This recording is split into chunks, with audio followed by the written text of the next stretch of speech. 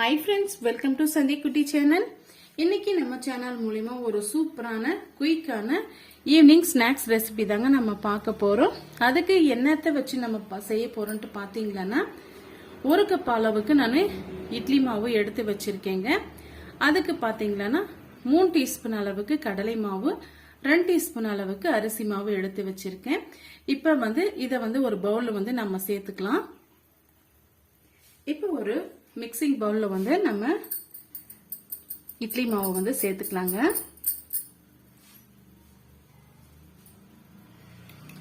இது கூடவே நம்ம எடுத்து வச்சிருக்க அரிசி மாவு,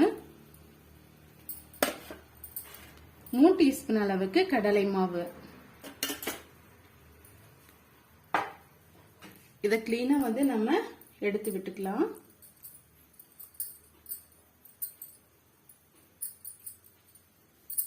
இப்ப இது கூடவே பாத்தீங்கன்னா ஒரு பெரிய சைஸ் வெங்காயம் பொடிசா நறுக்கி வச்சிருக்கேங்க. 1/2 கைப்பிடி அளவுக்கு கொத்தமல்லி, 1 இன்ச் அளவுக்கு இஞ்சி எடுத்து பொடிசா நறுக்கி வச்சிருக்கேன். கொஞ்சமா கருவேப்பிலை, காரத்துக்கு 3 பச்சை மிளகாய் எடுத்து வச்சிருக்கேன். இது எல்லாமே இதோட நம்ம சேர்த்துடலாம்.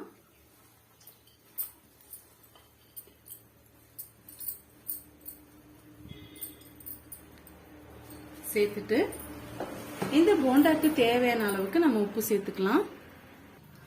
இப்ப பாத்தீங்கன்னா நான் இட்லி மாவுல நான் உப்பு சேர்க்கலைங்க. நான் எப்பவுமே சேர்த்து நான் அரைக்க மாட்டேன். இப்ப இந்த போண்டாக்கு தேவையான அளவுக்கு நம்ம சால்ட் சேர்த்துக்கலாம். நீங்க பார்த்து சேர்த்துக்கங்க, அதிகமான சாப்பிட முடியாது. இதெல்லாம் சேர்த்துட்டு கொஞ்சமா தண்ணி சேர்த்து மிக்ஸ் பண்ணிக்கலாம். அதிக அளவு தண்ணி தேவைப்படாது. நம்ம இட்லி மாவு எடுத்திருக்கிறதுனால கொஞ்சம் கொஞ்சமா தண்ணி சேர்த்து போண்டா மாவு பதத்துக்கு பிசைஞ்சு விட்டுக்கலாங்க.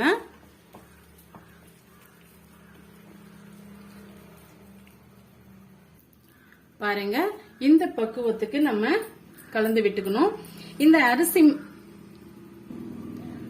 மாவு நம்ம கிறிஸ்பிக்காகவும், இட்லி மாவு நல்ல ஒரு சாஃப்ட் கொடுக்கறதுக்காகவும் நம்ம சேர்த்திருக்கோம். இட்லி மாவோட நம்ம உளுந்து சேர்த்து அரைக்கிறதுனால நான் சோடா உப்பு நான் சேர்க்கலைங்க. பாருங்க, இந்த பக்குவத்துக்கு இருக்கணும். சூப்பரா ரெடி ஆயிடுச்சு போண்டா மாவு. இப்ப நம்ம எண்ணெயில போட்டு எடுத்துக்கலாம். இட்லி மாவு பாத்தீங்கன்னா 2 நாள் புளிச்ச மாவா தான் இருக்கணும். அப்பதான் போண்டா டேஸ்டியா இருக்கும். அன்னைக்கே அரைச்சிட்டு அன்னைக்கே சேர்த்துக்க கூடாதுங்க. இப்போ நல்லா மிக்ஸ் பண்ணி கொடுத்துக்கிட்டோம்.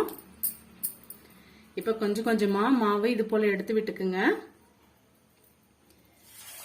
எண்ணெய் நல்லா காஞ்சி வந்துடுச்சு. இப்ப நம்ம போட்டுக்கலாம்.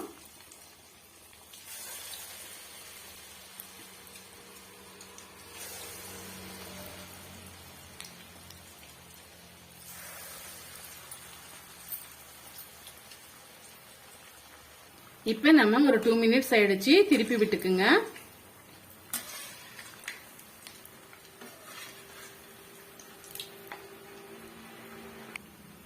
பாருங்க, நம்ம இட்லி மாவு போண்டா ரெடி ஆயிடுச்சு. இப்ப நம்ம எடுத்துக்கலாம். இது கொஞ்சம் கூட எண்ணெய் குடிக்காதுங்க. சட்டனி யாருன்னா நம்ம வீட்டுக்கு வந்தாங்கன்னா இட்லி மாவு இருந்தாலே போதுங்க. போண்டா ஈஸியா செய்து கொடுத்துடலாம்.